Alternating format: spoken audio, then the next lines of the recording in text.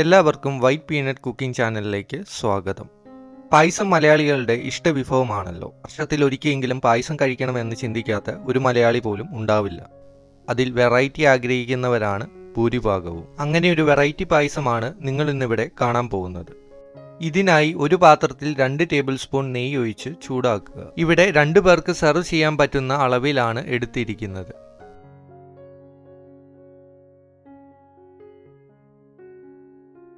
നെയ്യ് ചൂടായി വരുമ്പോൾ അതിലേക്ക് 1/2 കപ്പ് കാഷ്യൂ നട്ട് ചേർത്ത് കൊടുക്കാം.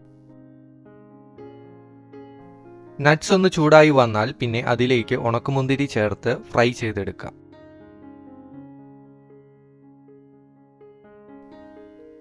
ഇത് ഫ്രൈ ആയി കഴിഞ്ഞാൽ അത് വേറൊരു പാത്രത്തിലോട്ട് കോരി മാറ്റുക. പിന്നീട് അതേ നെയ്യിലോട്ട് കട്ട് ചെയ്ത് വെച്ചിരിക്കുന്ന പഴം ചേർത്ത് കൊടുക്കാം. ഇവിടെ മീഡിയം സൈസിലുള്ള റോബസ്റ്റയാണ് എടുത്തിരിക്കുന്നത്. പഴമൊന്ന് വെന്ത് കഴിഞ്ഞാൽ അതൊന്ന് ഉടച്ചെടുക്കുക. പിന്നെ 1/4 കപ്പ് പഞ്ചസാര ചേർത്ത് അത് മെൽറ്റ് ആകുന്ന വരെ ഇളക്കി യോജിപ്പിക്കുക.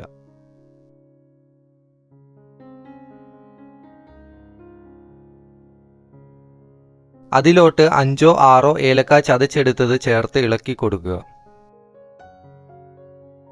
പിന്നീട് പാൽ ചേർത്ത് കൊടുക്കാം. ഇവിടെ 1/2 ലിറ്റർ പാലാണ് എടുത്തിരിക്കുന്നത്.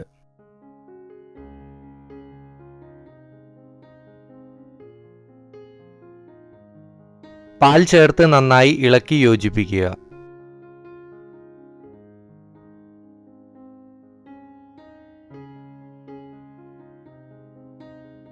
പാൽ ചൂടായി കഴിഞ്ഞാൽ പാസ്ത ചേർത്ത് മീഡിയം ഫ്ലെയിമിലിട്ട് വേവിക്കുക. വേവിക്കുന്ന ടൈമിൽ തന്നെ നന്നായി ഇളക്കി കൊടുക്കാൻ ശ്രദ്ധിക്കണം. അവസാനമായി വറുത്ത് വെച്ചിരിക്കുന്ന കാഷ്യൂ നട്ടും ഉണക്കമുന്തിരിയും ചേർത്ത് കൊടുക്കാം.